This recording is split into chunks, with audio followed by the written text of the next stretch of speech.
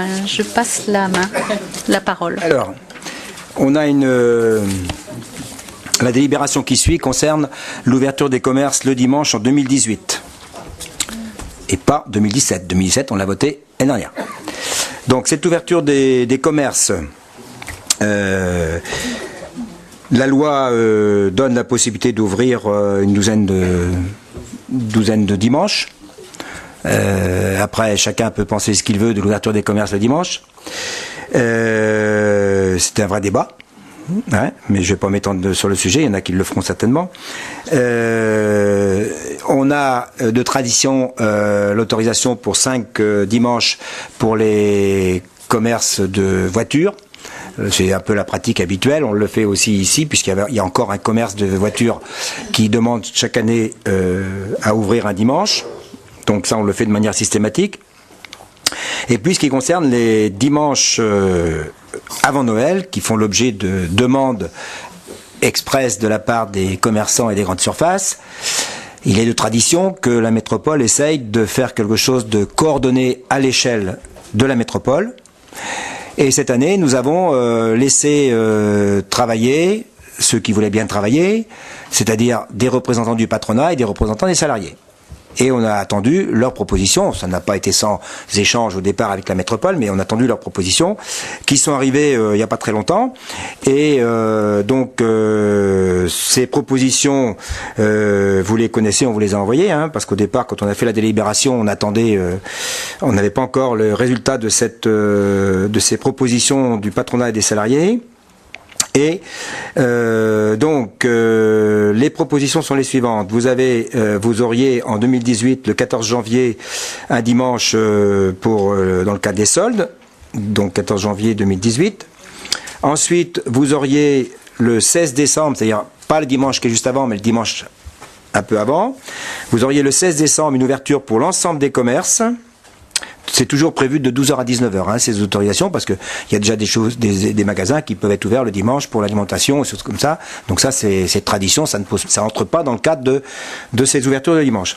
Et puis enfin, un troisième dimanche qui serait le 23 décembre l'année prochaine 2018 et qui restreindrait l'autorisation juste au commerce de proximité, centre-ville, centre-bourg.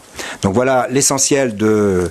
Après, vous avez, on vous a envoyé, je pense, le détail de l'accord territorial, bon, enfin ça c'est ce qui est important, c'est que ça aboutisse. Et l'intérêt de cet accord, cette année, c'est que il a été convenu que c'était un accord pour 3 ans. Seule la date des soldes peut éventuellement bouger, mais le principe de 3 dimanches, un au moment des soldes, un juste avant Noël et l'autre le dimanche précédent, c'est un accord de principe des patronats et des salariés pour 3 ans. Sachant qu'évidemment, il y a bien sûr des grandes surfaces ou des ensembles de commerce qui souhaitent ne pas respecter ce règlement. Il y a des mouvements, il y en a qui s'étaient exprimés violemment et qui viennent de dire maintenant qu'ils respecteront pour 2017, parce que si 2017 n'est pas respecté, ça sert à rien de faire un accord pour 2018. Et là, je vous dis que ça va être le bazar. Parce que chacun va vouloir ouvrir encore davantage. Donc moi, je proposerais que l'on adopte cet accord pour réguler en quelque sorte l'ouverture des commerces le dimanche. Et j'ouvre donc le débat qui veut s'exprimer sur le sujet. Bruno ? Donc je te rassure, hein, je ne vais pas ouvrir le débat si tu avais l'air inquiet. Je ne vais pas ouvrir le débat, c'est bien fondé du travail le dimanche. C'est pas tant que ça le travail le dimanche, moi qui me dérange, c'est sa généralisation, sa banalisation. Il faut savoir qu'actuellement, ce qui relève du droit commun du code du travail, c'est le caractère exceptionnel du travail le dimanche. Alors avec des évolutions qui sont liées notamment à la loi Macron, les 12 jours. Par contre là, je vais revenir quand même à des choses beaucoup plus précises et juridiques. Il faut savoir de quoi on parle là. Donc j'ai vu que c'est présenté comme un accord. Ah non, c'est pas un accord. En quoi ce sera un accord ? Dans le sens juridique du terme, y compris certains signataires, et je pense notamment au secrétaire général de l'UNSA, Pascal Priou, qui s'était penché dans la presse et qui a dit qu'en aucun cas, il était à considérer qu'il s'agissait d'un accord au sens juridique du terme. Pourquoi ? Tout simplement parce que lorsqu'il y a des négociations qui sont engagées, je suis désolé, mais les négociations, elles se font quand même dans un cadre légal. C'est pas, viens autour de la table pour négocier et discuter, qui veut. Ça se passe pas comme ça. C'est lié notamment à la représentativité des organisations syndicales sur le département qui sont liées aux résultats des élections professionnelles. Donc voilà, donc ce sont les représentants des salariés qui peuvent participer à une négociation de branche, en l'occurrence, si on parle de branche, et les organisations patronales. Alors là, je suis désolé, mais je vois que ont participé à cette négociation 2 associations représentant des commerçants, donc à savoir notamment l'association Plein Centre, qui se targue de représenter 400 commerçants sur la ville de Nantes, à voir, et l'UNACODE. Ils sont absolument pas habilités à négocier des accords qui ont des conséquences pour les salariés qui peuvent être concernés. Je suis désolé. Donc en aucun cas, d'ailleurs, il faut savoir que quand on parle d'accord, un accord, il doit être validé par la DIREC. Ce qui veut dire que au-delà de cet aspect des choses, moi, ça nourrit quand même certaines inquiétudes. Parce que pour que l'accord puisse être appliqué, encore faudrait-il qu'il soit valable, donc ça ouvre une brèche. Après, le respectera qui veut. Et on entend bien que, d'ores et déjà, notamment par rapport aux dispositions qui avaient été arrêtées au travers du prétendu accord précédent pour l'exercice 2017, on voit très bien, alors pour d'autres raisons cette fois-ci, notamment pour ce qu'on pourrait qualifier de vice de forme, erreur de date dans les arrêtés qui ont été pris, etc. On sait notamment que pour la ville de Saint-Herblain, sur le site d'Atlantis, il y a la moitié des grandes enseignes, il y a 42 enseignes qui sont sur le site, il y en a plus de la moitié qui vont ouvrir et qui ne vont pas respecter ce qui avait été arrêté. Et je ne parle pas d'accord, parce que c'est pas valable. Et d'autant plus qu'il y a eu des vices. Donc moi, je ne voterai pas ce qui nous est présenté comme un accord. J'ajoute quand même que quand on parle d'organisation représentative, c'est-à-dire les organisations qui voulaient bien travailler. Je pense que toutes les organisations représentatives souhaitaient être associées à la négociation. Il y a quand même 2 organisations syndicales, et pas des moindres au niveau départemental, la CGT et Force ouvrière, qui n'ont pas été associées, qui n'ont pas été sollicitées. En aucun cas, on sollicite des associations représentant des commerçants qui ont aucune responsabilité vis-à-vis des salariés qui vont être concernés par cet aspect des choses. Donc c'est pas un accord dans le sens juridique du terme, c'est pas un accord, et le respectera qui voudra bien le respecter. Il n'y a aucune opportunité juridique de faire appliquer cet accord, et l'avenir le prouvera, et sans tarder. Donc moi je voterai contre. Je pourrais développer plus longuement sur d'autres aspects. Moi j'étais favorable à une négociation. Je note quand même que quand on parle de négociation, là, ce qui est acté, et c'est clairement établi, mais il n'y a aucune avancée pour les salariés. C'est juste ce qui rentre dans le cadre du droit commun, c'est-à-dire double rémunération et récupération. Et moi, je me suis amusé à faire le tour. Moi, je suis descendu dans les commerces de la ville de Nantes. Je suis allé discuter avec les salariés qui sont dans les boutiques.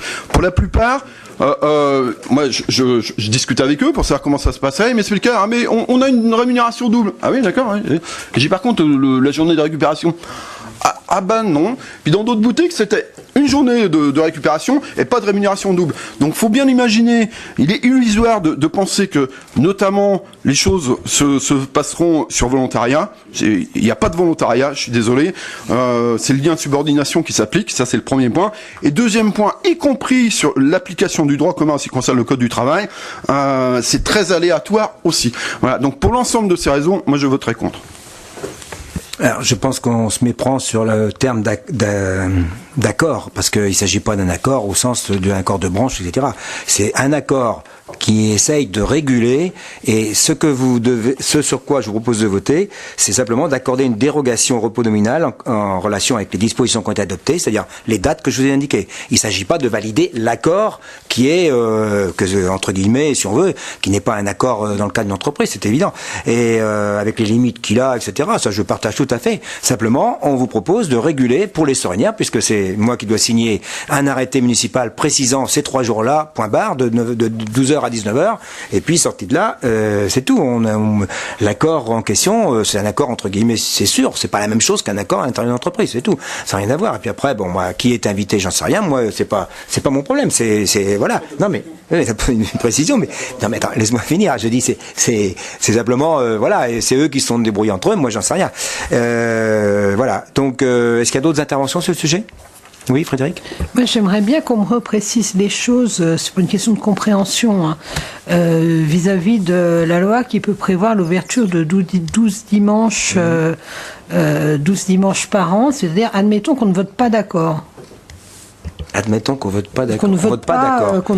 On n'a pas à voter un accord, on a à voter. Un accord. Qu'on ne vote pas l'autorisation des 3 jours. M'autoriser à déroger à la loi, au repos dominical pour les 3 dimanches en question. C'est tout. Je croyais qu'il y avait la possibilité d'ouvrir 12 dimanches. La loi permet une dérogation au repos dominical jusqu'à 12 dimanches. Mais il faut que ce soit acté par les maires. C'est le maire qui donne l'autorisation. D'accord. Non mais excuse-moi. Oui, non mais ça t'as raison, ça mérite d'être précisé. Et je l'ai dit au départ, il y a 5 dimanches qui, traditionnellement, dans toutes les villes, c'est pour les portes ouvertes des concessionnaires auto. Alors, je vais juste apporter une petite précision.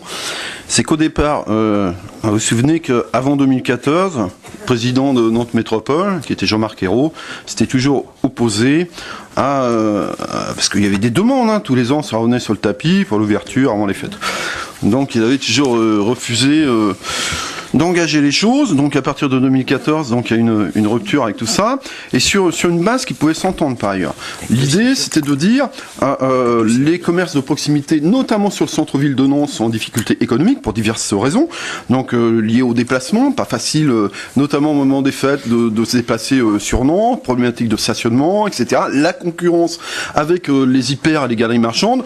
Donc on va ouvrir pour apporter une réponse économique, et notamment en matière de trésorerie, en direction des commerces de proximité.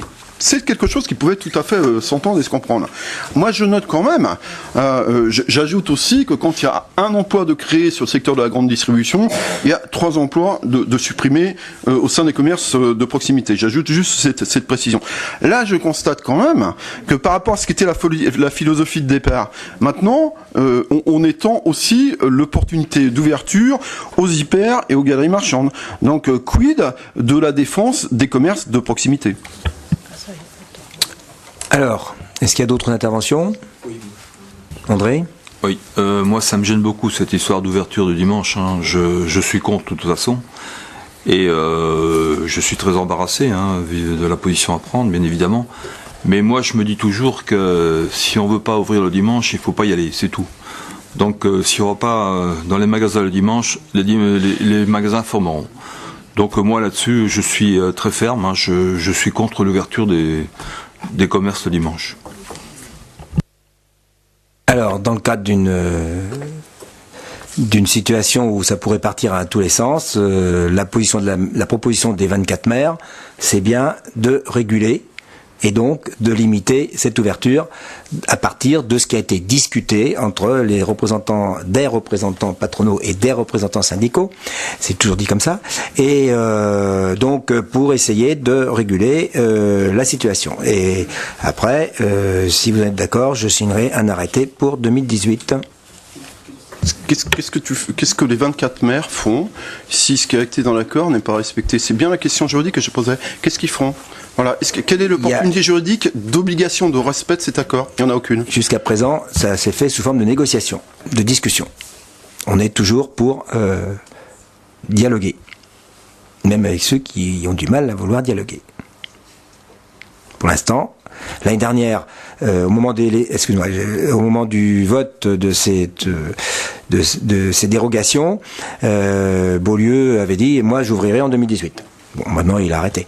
Bon, on a réussi à discuter. Alors après, Nejat. Est-ce qu'il y a un moyen de pénaliser ou de... Quelqu'un qui ouvre alors que j'aurais pas autorisé, je peux faire baliser, effectivement, et etc. Il y a toute une technique, mais enfin bon, on n'en est pas là quand même. Surtout les commerçants locaux, on voudrait bien que...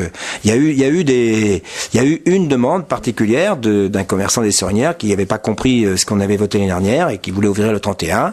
Donc on lui a bien expliqué que le 31 décembre, c'était pas accordé cette année, en 2017, et que donc il fallait, si elle pouvait ouvrir, cette personne-là, à condition de travailler elle-même toute seule sur le... Voilà.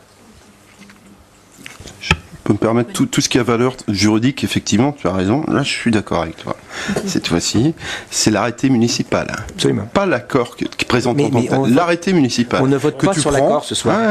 Non, mais il est précisé quand même dans la notice technique que j'ai lu avec beaucoup d'attention que les arrêtés pris au niveau des maires par rapport à leur territoire et à la nature même des commerces qui peuvent être concernés par territoire sont déclinés sur la base de l'accord ce qui est présenté comme un accord entre les partenaires sociaux qui ont bien voulu être associés et appelés pour discuter, et les organisations patronales. Ça se fait quand même sur cette base, ça s'est articulé sous cette forme-là, Christian. Mais c'est écrit. Concrètement, ça se termine par un arrêté signé du maire. Donc, je vous demande simplement de voter sur cette dérogation au repos dominical pour les 3 dimanches concernés, point barre. C'est tout ce que vous avez à voter. J'ai expliqué le contexte, voilà. C'est vous m'autorisez ou pas à cet arrêté. Est-ce qu'il y a d'autres questions?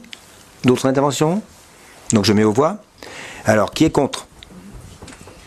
3. Qui s'abstient? Alors, 1, 2, 3. 3 abstentions, 3 contre. Comment? Alors, les noms. Contre M. Kaito, M. Vandenberg et M. Alain. Et s'abstiennent Frédéric Feuillat, à 4 maintenant. Alors, Frédéric Feuillat, Monsieur Naringue, Madame Roufiange et Monsieur Salot. Donc, qui est pour? Merci.